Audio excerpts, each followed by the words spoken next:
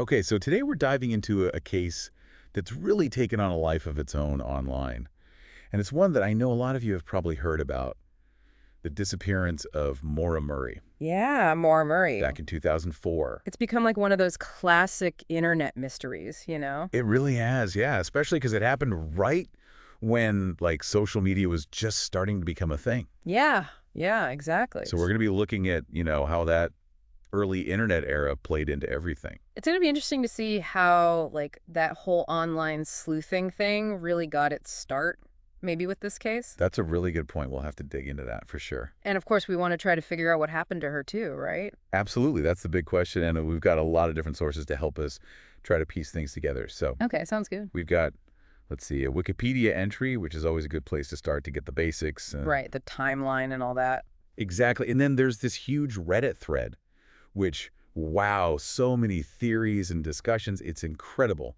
Oh, And yeah, those Reddit threads can be a gold mine. they can be, yeah. And then we have some transcripts, one from a podcast episode where Maura's sister, Julie, talks about her, and For there's another from a YouTube true crime video, and then an article, which also has an interview with Julie. So we're really going to get to hear Julie's perspective on things, which I think will be really helpful. Yeah, for sure. And I think that personal angle will add a lot to our understanding of who Maura was. And Right, because it's easy to get lost in the details and the theories, but at the end of the day, this was a real person. exactly. Yeah. So we want to remember that. And I think Julie's insights will really help us do that. I'm looking forward to it. So to kind of lay out what we're aiming to do today, we're going to really try to unpack the sequence of events leading up to Maura's disappearance, what the initial investigation looked like, and then, of course, dive into all those theories that have popped up over the years. Yeah, and try to make sense of it all because there's a lot to unpack here. There is. So why don't we start with, like, who Maura was before all this happened, before February of 2004. Okay, so Maura was born in 1982 in Massachusetts, and Wow. she was the fourth out of 5 kids in an Irish Catholic family. Wow, a big family. Yeah, it was a full house, and her parents actually divorced when she was pretty young, like 6 years old. Oh, wow. That's tough. Yeah, so she mainly lived with her mom after that. Okay. But from what we can tell, she really seems like she was a bright, talented young woman, Yeah.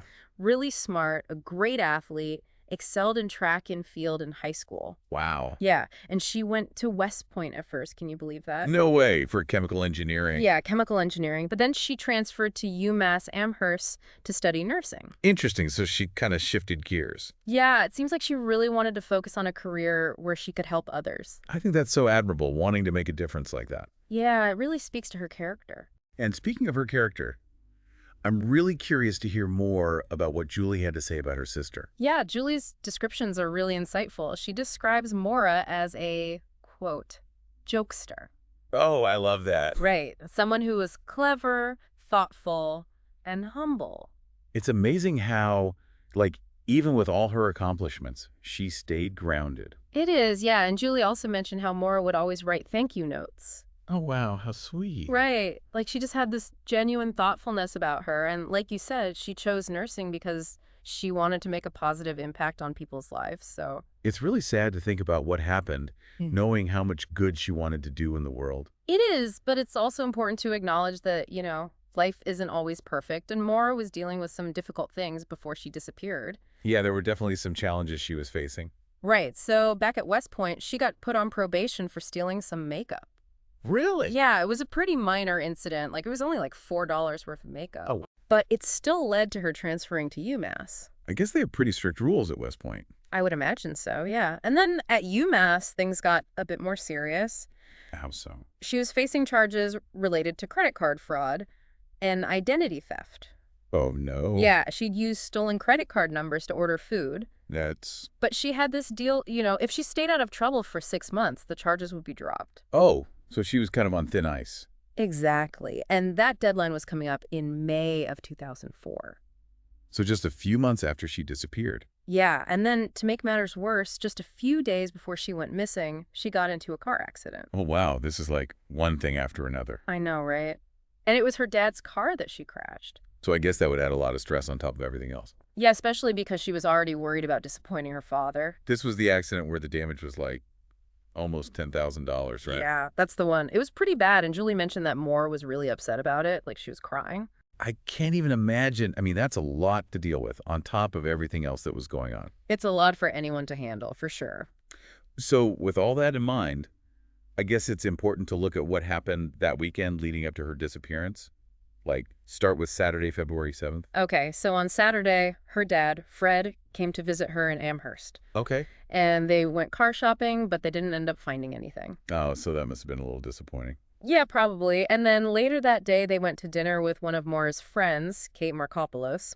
Okay. And after dinner, Maura borrowed her dad's car to go to a dorm party. Oh, right. So this is before the accident, before she crashed the car. Yeah, this is earlier in the day on Saturday. Okay, got it.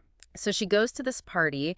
It was hosted by her classmate, Sarah Alfieri. And how many people were at this party? There were like 7 or 8 people there, but Alfieri said she was asleep for most of it, so... Oh, so she doesn't really remember much. Not really, no. That's kind of strange. You'd think you'd remember if something was off, Yeah, it's definitely odd. Okay, so what happened next? Well, around 2:30 a.m. on Sunday, so early Sunday morning, Okay. Maura left the party by herself. And then the accident happened about an hour later? Yeah, around 3:30 a.m., she crashed the car while she was driving to her dad's motel. Right, so this was her second car accident in a very short time. Exactly, and this one was really bad. It was the one with all the damage, like almost $10,000 worth. I can only imagine how shaken up she must have been. Yeah, totally understandable. So a tow truck took her to the motel after the accident, right? Yeah, and Julie said she was really upset, like crying. I can only imagine, crashing your dad's car twice in one weekend. Yeah, that's a lot for anyone to handle. Okay, so then what happened? Well, later that Sunday morning, like really early, at 4:49 a.m., there was a phone call from Fred's phone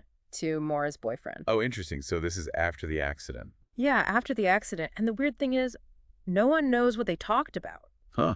That's definitely a bit mysterious. Right. Like, what were they talking about at 4:49 in the morning after a car accident? It's a good question, and unfortunately, we don't have an answer. Not yet, anyway. So what happened next? Later on Sunday, Fred found out that his insurance would cover the car damage, which was a relief, I'm sure. Yeah, that's good at least. So he rented a car and drove Maura back to UMass, and then he headed back to Connecticut. Okay, so they were apart again. Yeah, and that Sunday evening, Fred called Maura to remind her to get those accident report forms. Oh, right, because of the insurance and everything. Yeah, exactly. And they planned to talk again on Monday night to go over everything. It's so sad to think that was their last conversation. It really is, and it makes you wonder what they would have talked about if they'd had that call. Yeah, it's one of those things we'll never know.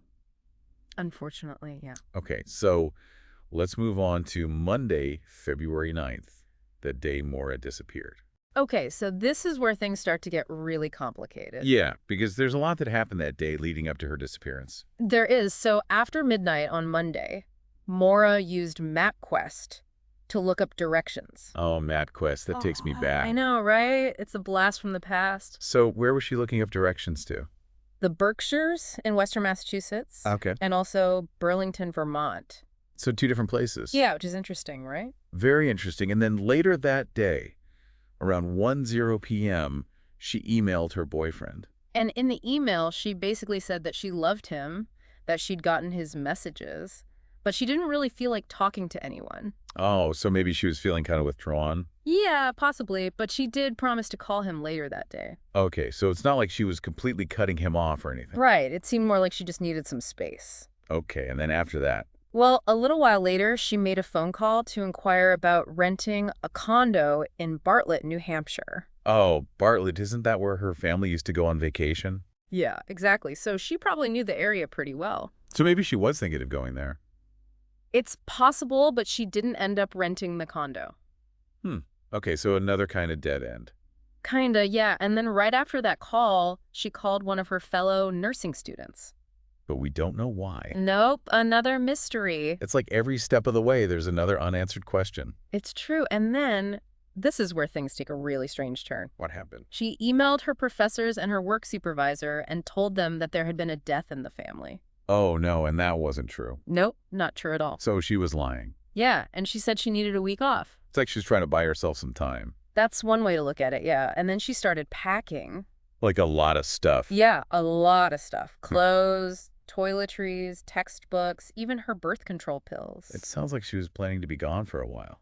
It does. And later, when the police searched her dorm room, they found that most of her belongings were already packed up in boxes. Wow, so it was like she was in the middle of moving out or something. Yeah, it was pretty strange. And even the art was taken off the walls. That's so weird. It's like she didn't want to leave anything behind. Yeah, it's definitely a curious detail. You remember that email to her boyfriend we talked about? The one where she said she didn't feel like talking? Yeah, well, the police found a printed copy of that email on top of the boxes. Oh, really? Yeah, isn't that odd? That's super odd. Like, what does that mean? I have no idea. It just adds another layer of mystery to all of this. It really does. So then, around 3:30 p.m., she was seen driving off campus. In her black Saturn? Right, and classes were canceled that day because of a snowstorm. Oh, right. So the campus was probably pretty empty. Yeah, probably. And then at 3:40, she was caught on camera at an ATM. Taking out $280. She's alone. Yeah, all alone. Okay, so she had some cash on her, and then she went to a liquor store, right? Yep. And she bought about $40 worth of alcohol. What kind? Bailey's, Kahlua, vodka, and a box of Franzia wine. So, a little bit of everything. Pretty much, yeah. And again, she was alone when she bought it. And at some point, she also picked up those accident report forms from the Registry of Motor Vehicles. Right, for the car accident with her dad's car. So she was running errands and, like, getting things done. Yeah, it seems like she was trying to take care of things. And then she left Amherst sometime between 4 and 5 p.m. Heading north on I-91, most likely. And the last time anyone used her cell phone was at 4:37 that afternoon. When she checked her voicemail. Okay, so that's the last trace of her. And here's the really frustrating part. What's that? No one knows where she was going. Yeah, she didn't tell anyone. Like, no one. Nope, not her boyfriend, not her friends, not her family.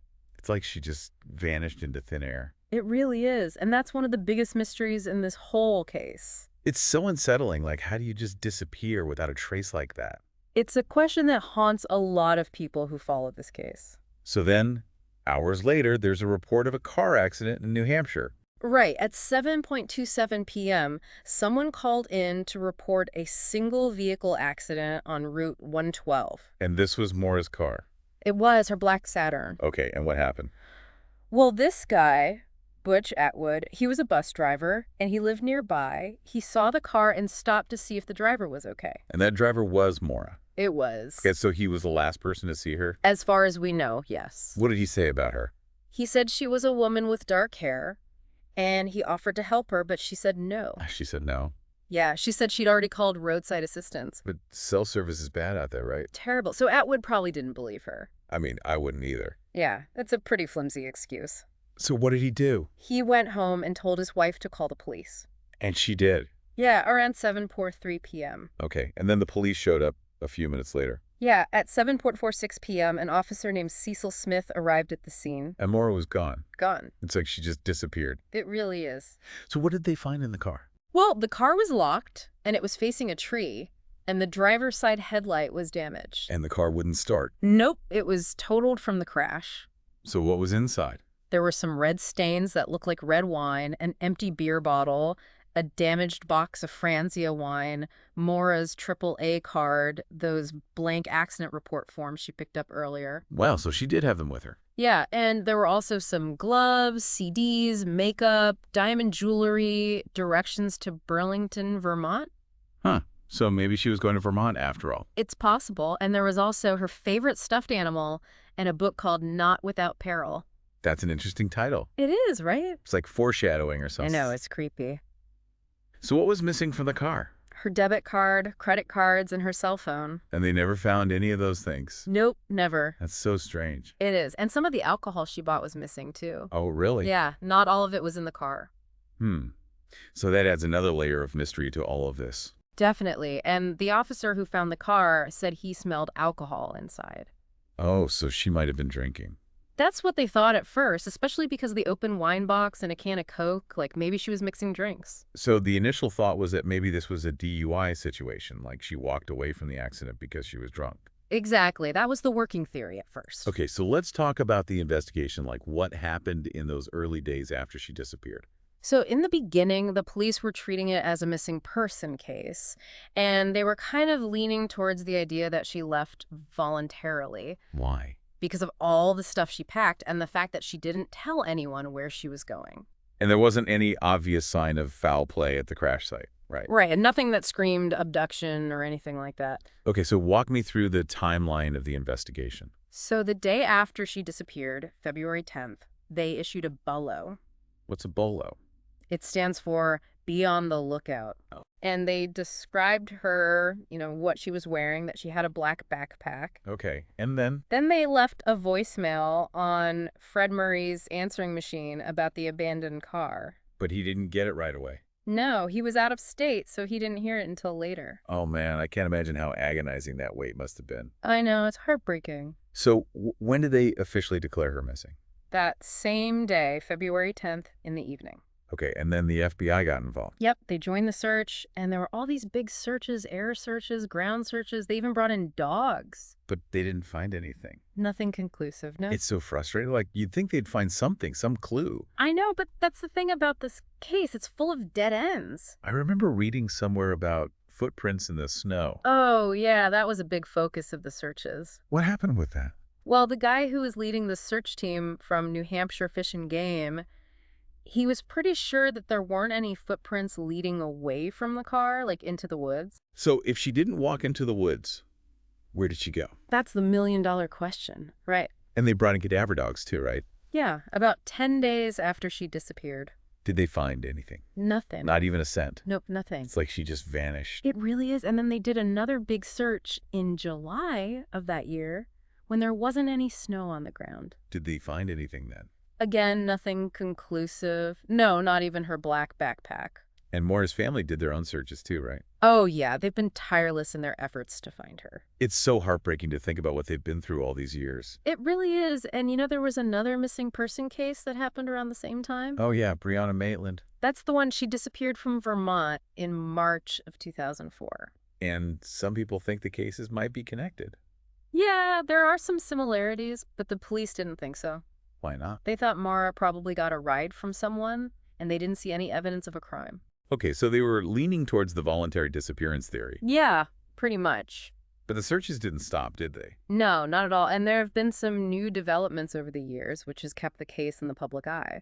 Like what? Well, private investigators and volunteer groups have been searching for her. Wow, they never gave up. Nope. And then in 2009, the case went to the New Hampshire State Police Cold Case Unit. Oh wow, so they're still actively investigating it. Yeah, and they consider it a suspicious missing persons case now. So they think something might have happened to her. That's the working theory now, yeah. And the FBI was still involved too, right? Yeah, in 2022, they issued a national alert about her case, and they created a VICAP profile. Which VICAP? It's this national database that law enforcement uses to share information about violent crimes, see if there are any connections. Oh, interesting. So they were looking for any links to other cases. Exactly. And there were more searches in 2022, right? Yeah, in Landaff and Easton, New Hampshire. And those towns are near Haverhill. Yeah, they're all in the same general area. Okay, and then in 2024, they released an age progression photo of her. That's right, for the 20th anniversary of her disappearance. Did that lead to any new leads? Not that we know of, unfortunately. I remember those bone fragments that were found in New Hampshire a while back. Oh, yeah, in 2021. It turned out not to be hers, right? Right, DNA testing confirmed it wasn't her. That's so sad. Like, every time there's a glimmer of hope, it's dashed. It's tough, for sure. And then there was that whole thing with the memorial tree. Oh, right, the one that was vandalized. Yeah, it was so sad. People had tied blue ribbons to this tree to remember her. And someone destroyed it. Yeah, they cut it down. Wow, that's awful. It is. And then someone tried to get a historical marker put up for her, but that got rejected too. Really? Yeah, the local authorities turned it down. It's like everyone wants to forget about it, but her family can't. No, they can't, and they shouldn't have to. It's just so sad. This whole case is so full of sadness. It is, and I think that's part of why it resonates with so many people. It's true, and like you said earlier, it's considered the first big crime mystery of the social media age. That's right. It happened right as online forums and message boards were becoming popular. So it was like everyone was talking about it online. Exactly, and that's probably why there are so many theories and discussions about it. Yeah, the internet can be a breeding ground for speculation. It definitely can, and there have been a ton of media portrayals of the case, too. Oh, yeah, like that show on Oxygen. Yeah, that one. And 2020, Disappeared. All the big ones. And then there's James Renner's book, True Crime Addict. Right. He had some pretty controversial theories in there. Like what?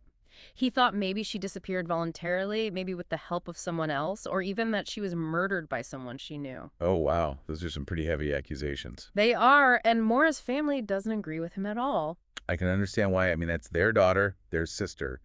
They know her best. That's true, and they've always maintained that she was abducted. Okay, so let's dive into some of the theories that have been discussed online. Okay, so one of the big ones is that she ran into the woods to avoid the police. Because she was drunk. Yeah, that's a thinking. She was drinking, she was already in trouble for those credit card charges, and then she crashed her dad's car twice. So she panicked and ran. That's the theory, but there's a problem with that. What's that? They didn't find any footprints leading into the woods. Oh, right, and it was freezing cold and she was probably drunk. Exactly, so it doesn't really make sense that she would have been able to go very far. So that theory has some holes in it. It does, yeah. Okay, what's another theory? Well, some people think she got a ride from someone. Because there weren't any footprints. Yeah, that's part of it, and it would explain why she disappeared so quickly. But who would have picked her up? That's the big question, and some people think it might have been someone who meant her harm. Oh, no. Yeah, it's a scary thought, but it's a possibility. But it all happened so fast, right? Yeah, it was only like 7 minutes between when Butch Atwood saw her and when the police got there. So it seems unlikely that she would have met someone randomly and gotten into their car in that short amount of time. It does seem unlikely, but it's not impossible. I guess anything is possible in this case. That's the truth. What about foul play involving someone who lived in the area? Yeah, that's another theory that's been discussed a lot. Like maybe she went to a house for help. Exactly. Or maybe someone saw her car and stopped to offer assistance. And then something bad happened. That's the idea, yeah. There was that one person who said they saw a man in her car, right? Yeah, but that sighting was kind of shaky, it was dark, and they were pretty far away. So it might not be reliable. Right, and then there's the whole thing with the police chief who got arrested for drunk driving. Oh, yeah, Chief Williams. That's him, and that just adds to the suspicion surrounding the whole case. Like maybe something wasn't done right in the initial investigation. That's what some people think, yeah. And then there's the theory that she just ran away and started a new life. Right, the whole vanished without a trace scenario. Her track coach said she mentioned wanting to run away once. He did, but he thought she meant running away to Mexico. Oh, okay, so not necessarily disappearing completely. Right, and then there's the fact that most of her stuff was packed up in her dorm room, which would make sense if she was planning to leave. It would, yeah, but then there's that email about the concert tickets. Oh, right, she was planning to go to a concert a few days later. So that doesn't really fit with the running away theory, does it? Not really, no, unless she was planning to come back for the concert. I guess that's possible. And then there was that thing with the battered women's shelter. Oh, right, they contacted James Renner. Yeah, and they thought maybe Maura was running away from an abusive relationship. It's so sad to think about, but it's a possibility. It is, and then there's also the phone call she made to a social worker who specialized in child abuse cases. Huh. I hadn't heard about that. Yeah, it's another detail that adds to the mystery. And what about the theory that she died from exposure in the woods? That's always a possibility, especially in a place like New Hampshire in February. It was so cold. It was, and if she was disoriented or impaired from the alcohol or a possible concussion. Oh, right, she could have hit her head in the accident. Exactly, so if she wandered off into the woods, she might not have been thinking clearly. And the alcohol would have made it even worse, right? Oh, for sure, it makes you more susceptible to hypothermia. So she could have succumbed to the elements without even realizing it. It's definitely possible, but the search teams didn't think she went into the woods. So it's another theory that doesn't quite fit. It does seem unlikely, but then again, we don't know for sure. It's true, we don't have all the answers. And then there's the whole question of whether the searches were thorough enough. Yeah, I've seen some people online questioning that. It's a valid concern. I mean, did they really search every inch of that area? Some people think they might have missed something. Especially on private property, where they might not have had access. That's a good point. But on the other hand, the New Hampshire Fish and Game guys are supposed to be really good at what they do. They are, and the snow would have made it easier to track footprints. So maybe they did a more thorough job than people give them credit for. It's possible. It's so frustrating not knowing. I know, and I think that's why people keep coming back to this case, trying to find answers. It's like we need closure. We do, but